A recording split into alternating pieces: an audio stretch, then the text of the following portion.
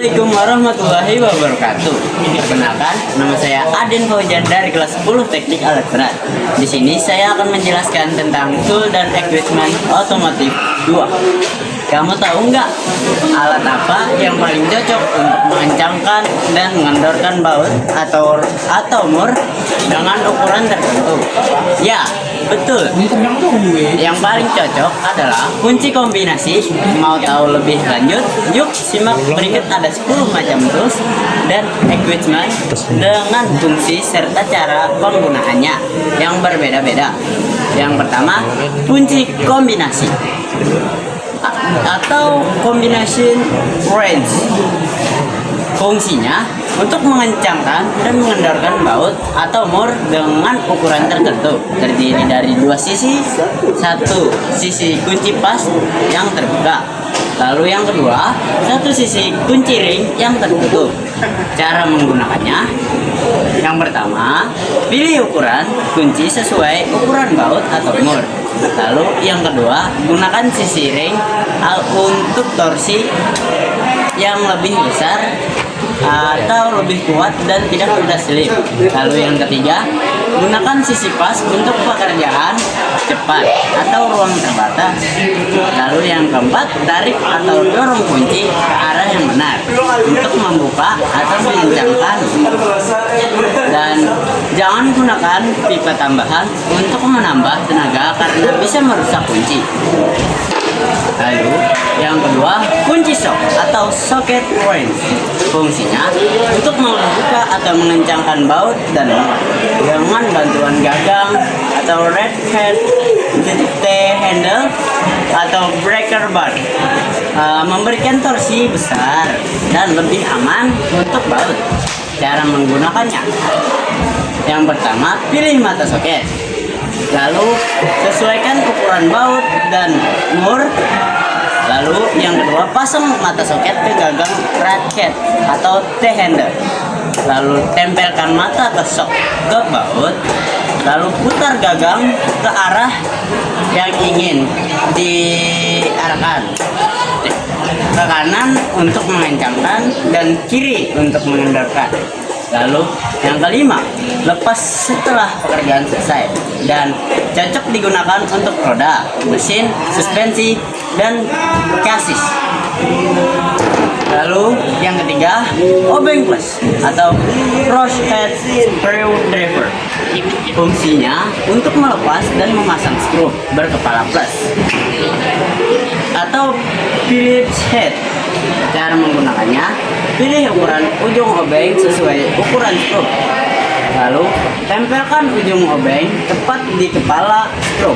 Lalu tekan sedikit dan putar ke arah yang diinginkan. Dan jika diputarkan ke kanan, itu mengencangkan, dan ke kiri untuk mengendorkan.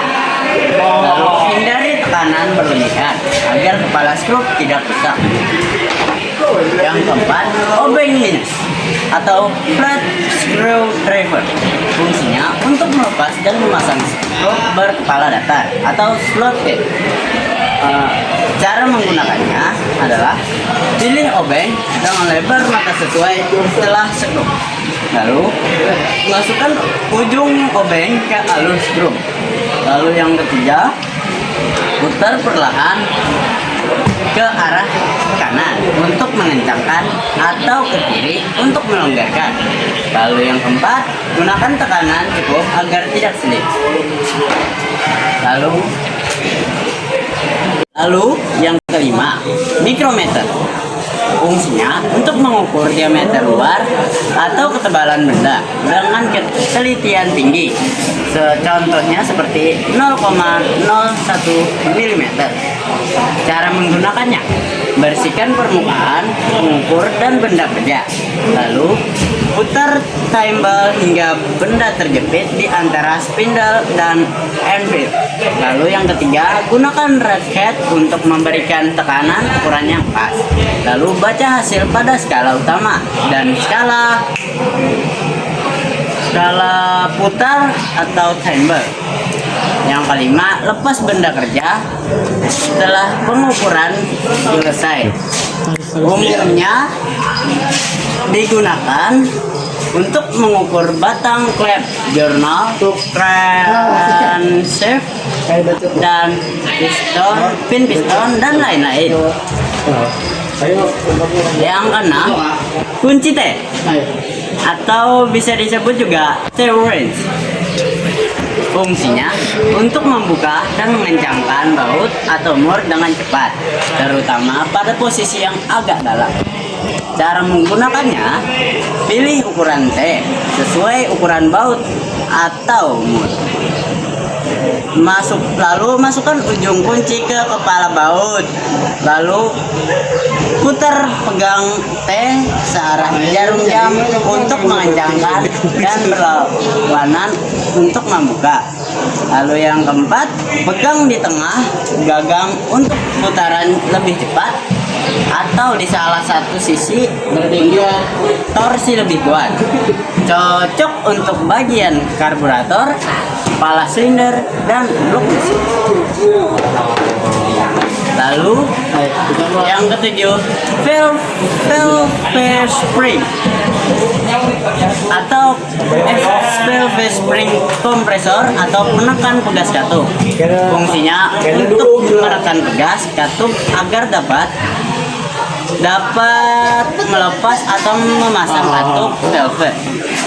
Cara penggunaannya adalah letakkan kepala silinder pada meja kerja yang rata, lalu pasang ujung bawah alat pada permukaan kepala katup dan ujung atas pegas katup, lalu putar tuas atau skru penekan hingga pegas katup tertekan.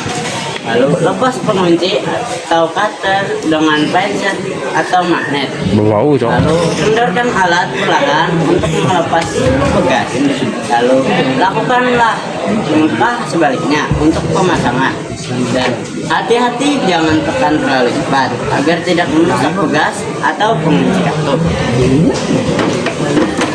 Yang kedelapan, piston ring kompresor atau penekan ring piston.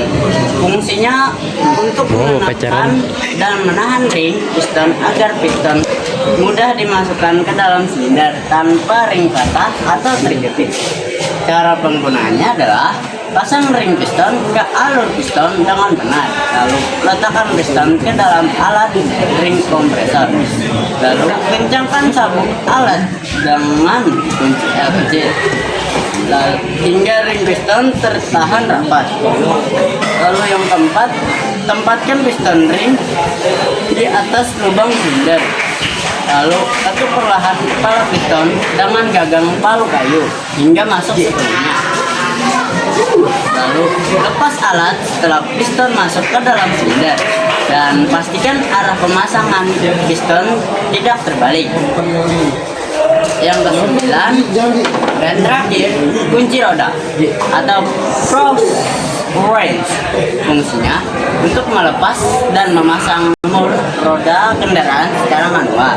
Cara penggunaannya, tempatkan kendaraan pada permukaan datar, pasang rem tangan, lalu pilih ujung palang sesuai ukuran mur, lalu pasang ujung palang ke dalam pada mur, putar ke kiri untuk membuka, lalu putar ke kanan untuk mengencangkan, dan gunakan berat badan untuk membantu membuka mur yang keras.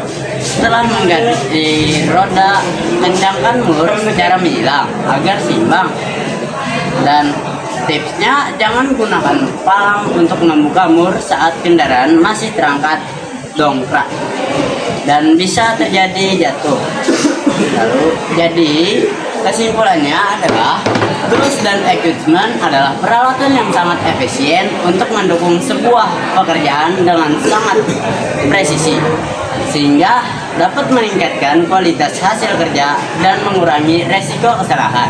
Dan sekian dari saya. Wassalamualaikum warahmatullahi wabarakatuh.